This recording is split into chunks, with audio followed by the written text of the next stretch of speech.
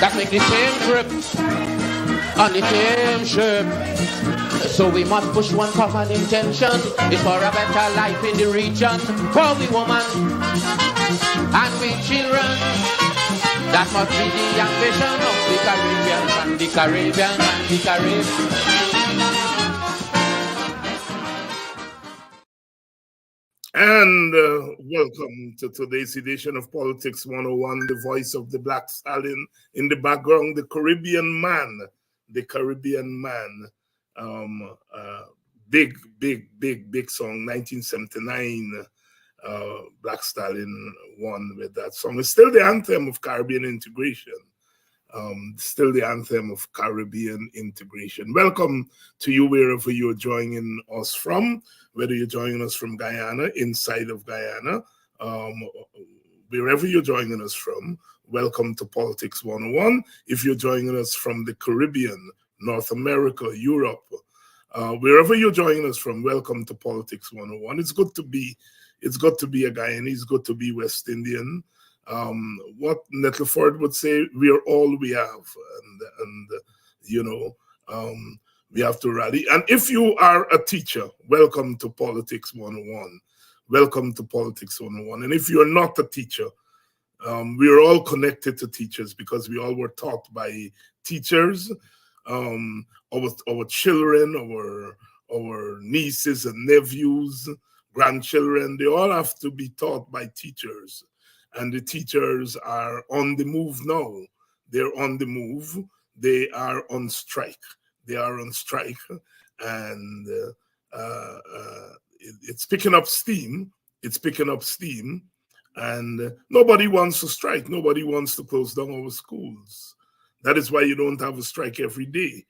It's a last resort. And we've been talking on this program all the time about the need for better income for our workers, especially those in the public sector. We've been talking about that. We in the WPA, we have put proposals on the table. We have said, increase the wages and salaries within the context of our growth, economic growth, and cost of living. When you take all of that into consideration, adjust your wages and salaries against that background. And then we say, go further. Supplement that income with a universal basic income. The Buxton proposal, it's been on the table since 2018. Imagine if those workers, those teachers, if the government had sat down with the union and negotiate with the union and give the union some of what they're asking for, and then implement the Buxton proposals, you think teachers would have been on the road? No. Now is the time for us to deal with this issue of wages and salaries. We cannot continue to talk about how much the economy is growing. And we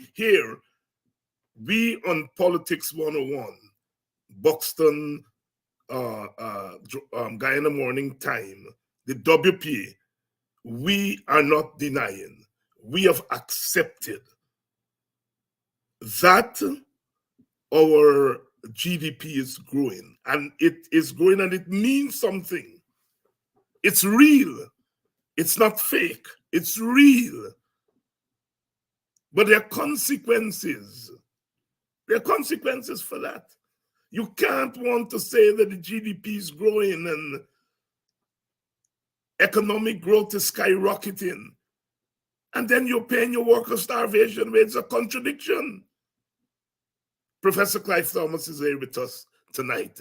And Professor, on the program we were doing on international politics the other night, said that, my God, I mean, if we deal with the issue of development in a serious way, our Caribbean could be a more confident place. If our politicians can be more confident and recognize what we have and what we can do with what we have. Welcome to Politics 101. It's our open word edition.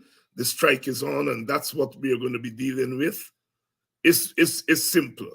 It's simple. You can't. I mean, people have been asking, because so many people seem to have been taken by surprise that so many teachers have come out on strike and that the strike is successful, because so many people felt that, Guyanese have been so beaten down that it's going to be difficult to get people to come out and strike. And it was not unreasonable to think so. But the very thing that the government is using in its favor, that is that, look, our economy is growing. 1.14 trillion budget. You think you're going to say that to human beings, and they are going to sit down and say, you are giving us peanuts and you're saying so? Oh, no. Oh, no. Oh, and that is why I think our position is correct. Do not deny it. Do not deny that there is growth. Do not deny that despite a not so perfect contract, that money is coming into our country. Do not deny that. And the fact that we have taken that position, we do not deny the growth. We do not deny that despite a bad contract, we are getting money that we never got before. That those two factors, I believe,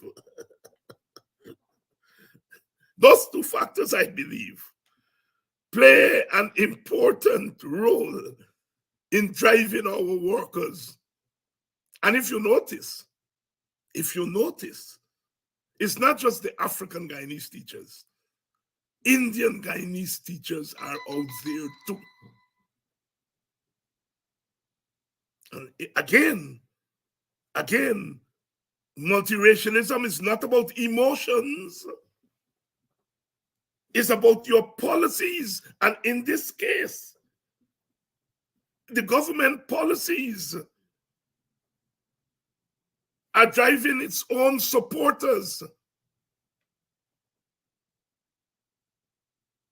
to ask for more. And we don't have to go and invent things.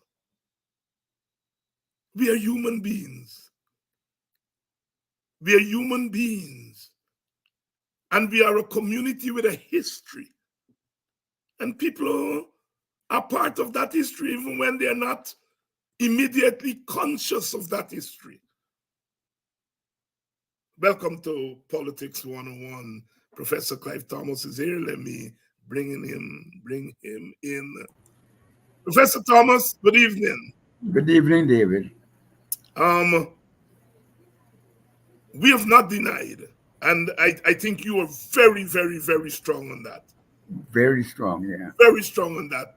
Don't lie, don't deny. We have a windfall.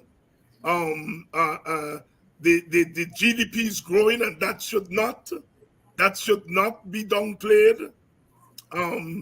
Despite all the challenges in relation to the contract, we still are getting a windfall. You are very strong on that. Yeah. Do you think that we are beginning to see a shift in public consciousness as it relates to those issues? Because, and I take you back to about 2 years ago, when I think it was the IRI that did a poll, and they found that Guyanese were not too much enthused by the developments in the petro industry and so on. And I remember interviewing you, and you were a little bit, well, more than a little bit, more than a little bit. You were not swayed by that. So I want to remind you of that in answering the question. Do you think that we are making headway in terms of public consciousness of our transition to a petro state? Yeah, I think that we have definitely been on a track for doing that. I think it started in 2022, 23. In fact, my budget analysis sought to establish the fact that for the first time in 2023, we were able to nominate Guyana as the fastest rising petro state in the entire Americas. And my analysis of the budget for 2024, which I've already started a preliminary way, gives complete confirmation, solid confirmation, that the facts which have evolved since then demonstrated that nomination has been extremely well earned. It is not a fantasy that we are in the midst of so much plenty compared to the poverty and the miserization, the lack of income that we had to endure in the 70s and the 80s, that we are in an entirely different place on the continuum of the existence of Guyana. And I think what is important is for us to make the best use of that. It is who has the clearest idea of how and where we want to go that will ensure success in what happens. My biggest fear at the moment, and I said early, I've said it before already in the columns in the papers, press, is that the government might waste this rainfall by investing in vanity projects. And I noticed that one of them has been floated again. I think the gas energy project comes perilously close to that. And now I hear about a modular refinery for sugar. I think those are ways in which we can waste the windfall that we have gotten from the oil and gas by spending on projects which in the long run will prove that it can only be sustained if we transfer the surpluses that we earn from the windfall incomes into subsidies to these sectors. And that will mean that we're not really continuing a sustainable growth path. We're converting it into negative growth, into problems of despair further down the line when we have to close the refineries, whether it's the gas to energy, or whether it might be modular sugar refinery, because we can get all those projects at a far, far cheaper price than we can get them if we try to produce them on our own. For example, right now, at least when I was in charge of the sugar industry, the average price or cost of producing sugar is around 40 cents, US cents per pound. The world price has not reached that yet. So every pound of sugar we produce and we sell in Europe or North America, we are subsidizing those consumers, not even subsidizing our consumers, because we only consume a tiny fraction of the sugar we produce. That is a transfer surplus of our wealth in the sugar industry directly to consumers into Europe and Britain. If we're going to produce at about a half the price at which they're going to be paying for the sugar, and then lose all that income because it is not a profitable industry to be in. So we have to take strategic views and turn those things around. We need to exploit the things that might have specialist markets for, like Demerara sugar, which is a famed sugar worldwide, converting the cane into briquettes. Those are the things that we were invested a lot of effort and money into before I stopped, just before I ended my term as head of the Sky Circle. I've heard no discussion, no comment on any of those projects. We invited some of the best fish experts in the world to come here to do feasibility studies for us, to convert all the ponds and lakes. We have 100 miles of waterway for every square mile of cane. Sorry about that. Yes, That's I know. normal traffic. Going out to Boxon. Yeah, we have 100 miles of water roadways and waterways. So we have an environment in which fishing can turn out to be an extremely profitable enterprise. We've done feasibility studies in them. I've never heard one word mentioned about any of the studies we did while we were there. I think even the party I was supposed to be chairing the sugar industry for has never even mentioned a word of it since the election. So all that stuff gone to waste Yeah, because about 3 years or more now. 3 years or more.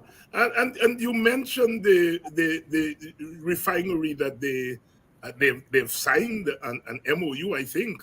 Yeah. Talk a little bit more of that. How will a refinery help us at this time or not help us? Well, what the argument is that if you go to higher stages of manufacturing, you get more value added onto the products that we get locally that are primary. And Mhm. from there, we can propel investments and growth. But the thing is that most of these higher valued products that come out of primary products like sugar and oil have high capital costs, require large markets. So, a Mhm. priori, you have to establish and move very rapidly into an export market to make it feasible. Yeah. So, we have to be very judicious, therefore, in going that way. That is why the WP has recommended at the last elections that the APNU take the position of focusing on renewables, types of energy to complement what is being found in the petroleum sector that Guyana is heavily endowed with. And if you think about it carefully, all the leading sectors of renewables, whether it be solar energy, whether it be tidal energy, whether it be energy from biofuels, whatever it is, we have great potential and great opportunities for being a major exporter because we can find markets for them given the transition that is on the way. So the export of the oil and gas must be complemented with the diversification of the source of energy. And to do that, you need to establish a basis for an export market where we can use Guyana as a base and not as having to go elsewhere to locate the market, to find a market to start with. If you think of the continent of Latin America, there's great scope and headway, and there's studies to show this anyhow, which we will have to read at some point in time. That the opportunities for transcontinental sharing of energy supplies are tremendous. And we also know that for any country to become serious in its capacity to develop, it must be invested in science and technology. So I feel that we should use whatever surpluses that we have to develop the innovative science and technology sector around renewables because we have a natural market for sunlight, whatever it is. I thought the biofuel, the sugarcane briquettes was extremely attractive because here you can convert the biomass into a carbon product which people can burn in Europe during the winter. Mhm. And I thought it had a very attractive market and niche. and that you could tell people when they're born in the chimney that you're also saving the environment.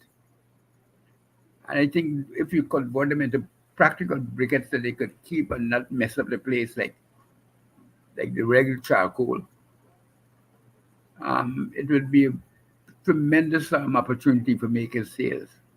All those things should be in the files at the ISO headquarters. Yeah, yeah, yeah. But I heard Professor, not one discussion of that. yeah, yeah, The thing yeah. that bothers me is that those proposals for modular refineries look to me like get rich schemes that a lot of overseas Guyanese seem to want to get into since they hear Guyana got all that oil and got that potential market. Hmm. Because the things are high cost and they depend on trapping the market to buy your product. Hmm. No ring fencing it that you can't buy from other sources. And they're allowed to exploit that market control that you exercise. The monopolization of sales to these modular refineries as a way of ensuring that they can do it profitably for the private person, while in fact making the consumers bear the cost of it by paying far higher prices than what they would have to pay if the market were left competitive.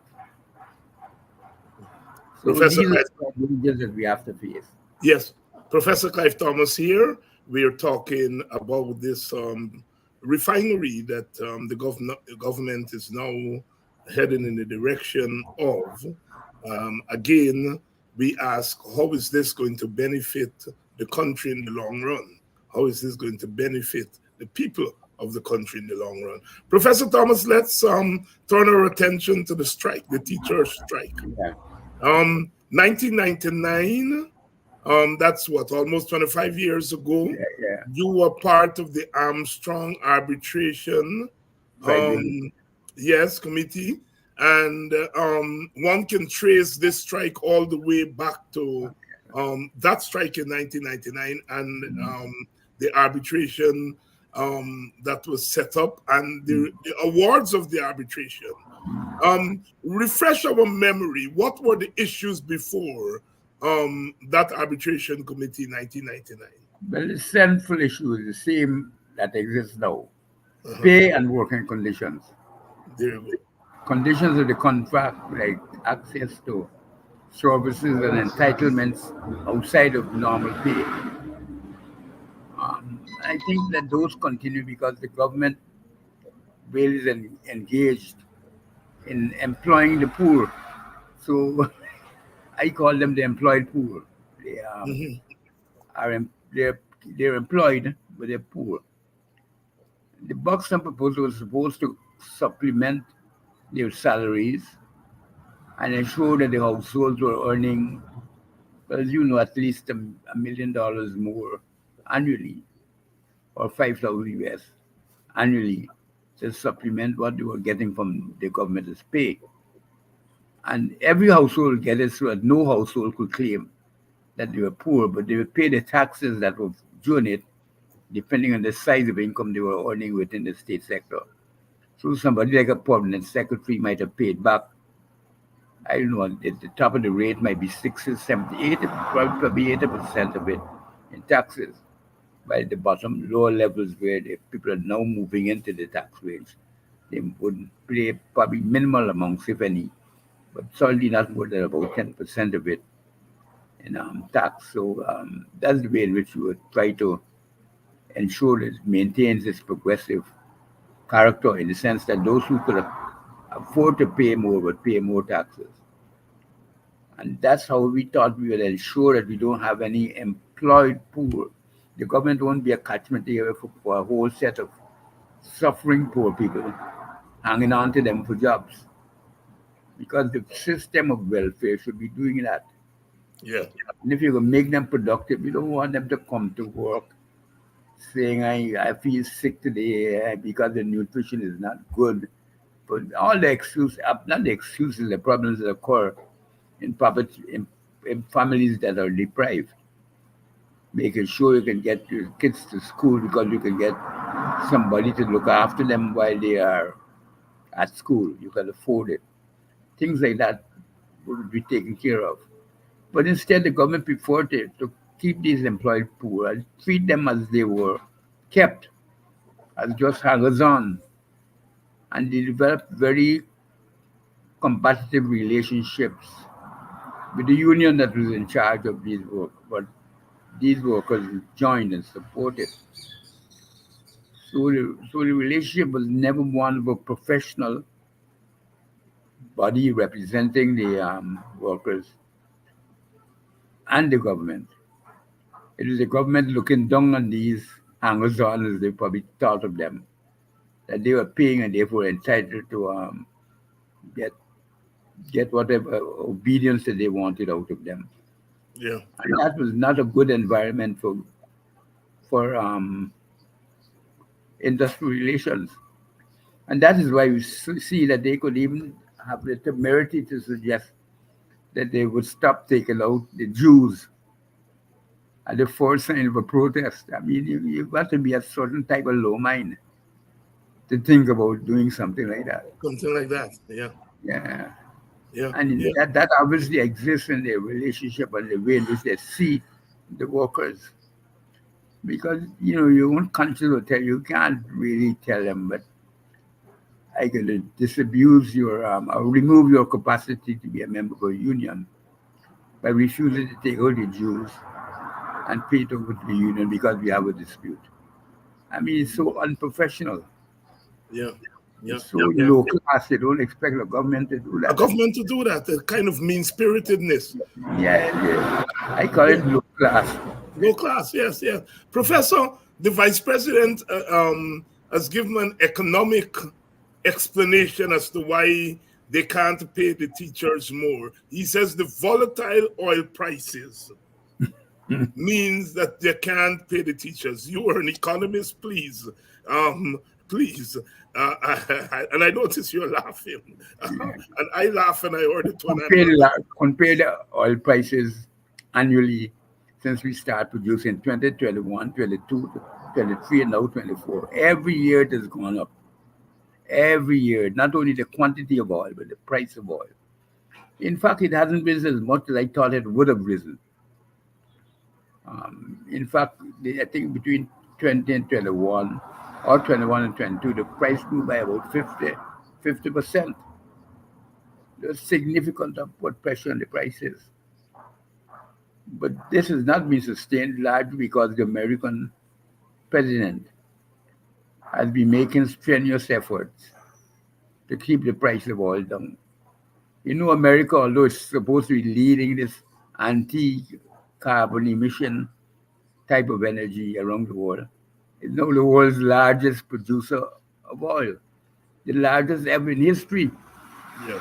They're producing something like 13.4 billion barrels of oil a day. You would never think that would be possible.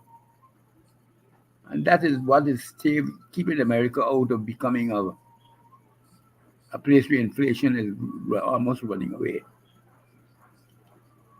But So despite all of that, Professor, Guyana is not doing too badly. Guyana is not doing too badly because the price was those earlier models that were built by the IDB and so on. They assumed the price of $48 per barrel. Mm-hmm. And it's a long time since I hear a price like that, because it's at least $30 more. Yes. Over the past 3 years, 2 to 3 years. Yeah. So we've established that the government does have enough resources going around. One just have to look at the budget, the size of the budget. Is that an indication? But they give the price in the budget. The price of oil is given in the budget. Yeah. In the budget, but I mean the size of the budget. Isn't that an indication that there are resources going around that you can pay your public servants, your teachers, more wages and salaries? Yeah. Of course. If the Buxton proposal can be done, you should do it through that, I believe, to start with. Yeah. So as to make sure that it is a national effort that it will definitely cover all your public servants. Yes. Professor, another big issue, and I remember coming into politics as a small boy in the 1970s, and I heard Walter Rodney at the street corner dealing with this issue of a political strike. The government saying that the strike is political and hence it is illegal. And I remember Walter Rodney saying that all strikes are political because workers are striking against the government. The government itself is a political entity. I want, please deal with that issue, because I think we have to make a distinction here between political and partisan. Well, I would say that every strike against the government, because the government is the main employer, Yes. can be treated as political. Yes. But usually when the phrase is used, it is used to refer to strikes within the private sector, which may have in some way or the other, political motive. Right. I mean, I don't know the specific circumstance when that would happen. So any strike against the public service is a political strike because it's against the political control elements in the state sector, those who control employment on behalf of the state. That by definition is political. I won't take those labels seriously. Yes. But the label that the strike is illegal is what I think If it's illegal, let them take it to court. Can you deal with that, please? Well, I'm no lawyer, but I would say clearly it's hard to say that with removal of your services are based on a contract from any employer can never be challenged in the court. Because otherwise it would be slavery. The only unenforceable contract between an employer and the employee is a slave contract. That's the distinction between slavery and every other form of human bondage. You bound it to the state through terms and contracts, but there's no permanent contract, no contract that binds you forever to any single employee. And nowhere in the world where the slavery does not exist can you ever say that you have an unfettered binding contract with employees, unless it's a slave system. And I hope they're not emulating that now. Yeah. Those contracts you used to find in the United States. If you go, there were verbal contracts too. Because you just tell the guy you my slave, but that was enough. And you kept in the plantation. And that contract could not be broken. So the only enforceable binding contract is a slave contract. I won't be surprised if that's what they were thinking about. Thinking back over the glory days when they could use that against workers. Nowhere in the world can anybody win because the United Nations now established international human rights. And nowhere in the world can anybody argue legally that is a binding forward-looking contract for any employment by any citizen or anybody. Professor, isn't it somewhat surprising that in the United States, let's take the United States, in the last year, we have seen a resurgence of union activity. We even had the President of the United States going on to a picket line, and the trade unions winning a lot for their membership.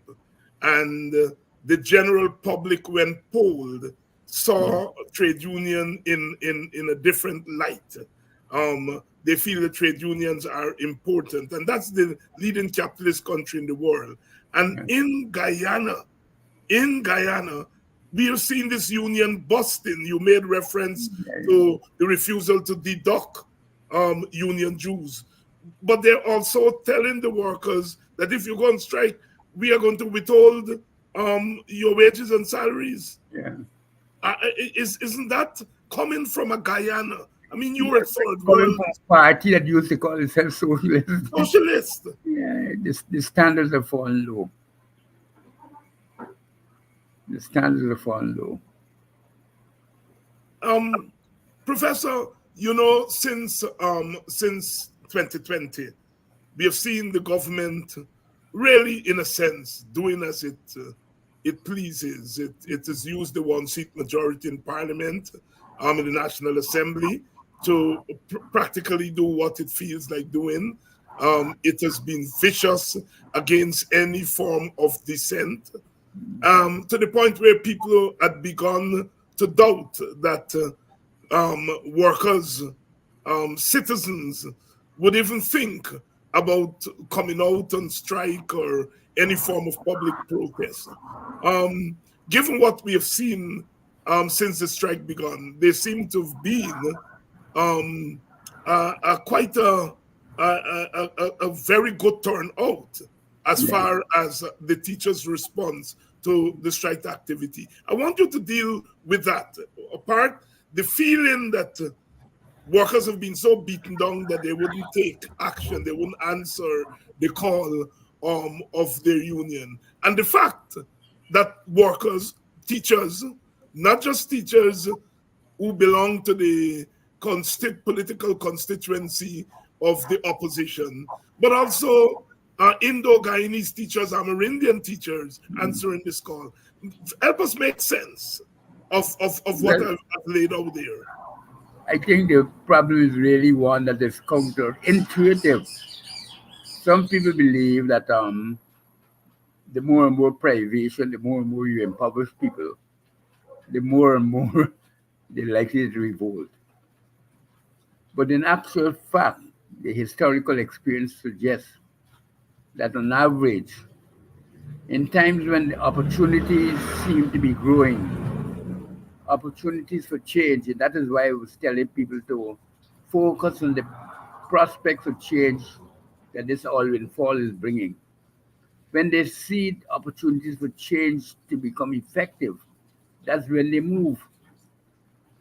In fact, the greatest probably revolutionary moments are on the cusp of such propitious events.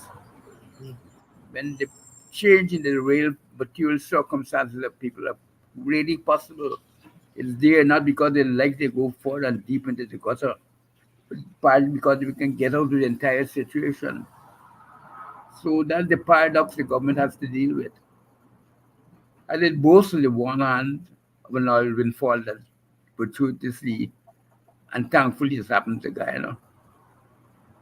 They have to deal with consequences as well of that wealth. So we have to recognize that in the politics of plenty, there are dangers for the government precisely because people see with this finding of the oil that there are opportunities for a completely different type of society and set of relations than the one they have. You increase the incentive to put in an effort because the likelihood of big changes are rising every day as long as that windfall exists out there. So I would draw great heart from all of these developments. Personally, that's my view. But it's hard sometimes to convince people who would insist that nothing is better, nothing improves, nothing changing. It's the prospect of change that really drives people to change. Yeah. Professor Clive Thomas, as usual, being quite modest there, but we got it right. We got it right, and I think, and I know that Professor Thomas has been instrumental in guiding us along that path. We got it right when others were saying that, look, not much has changed. We in the WPA kept saying that, look, I mean, do not underrate this growth. Do not underrate the growth in the GDP. It might not always be reflective in people's material circumstances, but it is real. It is the measurement that they use, and it is real. And when others were saying that, look, the contract is terrible and Guyanese are not getting anything, we kept saying that we have enough and we should use it properly. Universal basic income, cash transfers via the Buxton proposal. I think Professor Clive Thomas is being modest. I am not so modest to say we got it right. We got it right. There are times in history that political parties and political activists have to see possibilities and have to situate themselves within the context of those possibilities and do what is necessary. What is necessary? What is necessary? Professor Thomas, the government has refused to go to arbitration. Is that a mistake? And what could be influencing them not to want to go to arbitration? The first thing that comes to mind is the arrogance of power. There you go. There you go. Yeah, you think you know it all, so the arbitrator can't tell you anything. Yeah. So that was what I think, because they might feel that going to arbitration is a concession to give them the stance they're taking about this strike. I think they're probably shocked that the teachers actually struck. Yeah. They didn't think they had it in them. Yeah. I think you're right here, Professor. Another glaring thing, and you've talked about that, is the selective way in which the government deals with some trade unions and deals differently with other trade unions. And the workers on the streets, I was listening to some of the commentary, and they're saying, what's wrong with us? I mean, when GAWU strike, I know. you call GAWU to the table, you don't deduct, you don't threaten to discontinue deducting dues to GAWU. You don't threaten GAWU workers and tell them you're going to withhold the pay when you go to strike. But you are doing that to us. Yeah. Speak to that, Professor, because they will have to pay the consequences of that type of decision making. Mm-hmm. Because this is a very divided society. And political partisanship of that type never succeeds in the long run. Mm-hmm. Even if it brings your supporters closer to you, it also brings animosity and hate and conflict. So it is never a good choice for government to make. So the principles of good governance, that is treating people as equals, treating them even-handedly, maintaining confidence in the relationship, and honoring it in spirit and letter, remain the foundations of good human behavior. And I would recommend that to the government. Professor Clive Thomas here, speaking on the teachers' strike that is ongoing. And of course, we've seen quite a response on the part of teachers. Teachers across the board have come out in support, and you only have to listen to teachers themselves and listen to what they're saying. And the whole question of consciousness comes into play, because I think a lot of times we political activists underestimate the importance of building consciousness among the population, building an awareness of the situation. And I think as we listen to the teachers on the streets, we can't help but recognizing that the role of consciousness is really important. Professor Thomas, you have spoken about consciousness and consciousness raising and its importance to politics and economics. Yes, I have. That's my principal drive. Yes. Professor, is there anything you want to discuss before we go? No, I think we've said quite a lot. And there's an ongoing series. So what we missed today, we will capture next time. We will capture next time.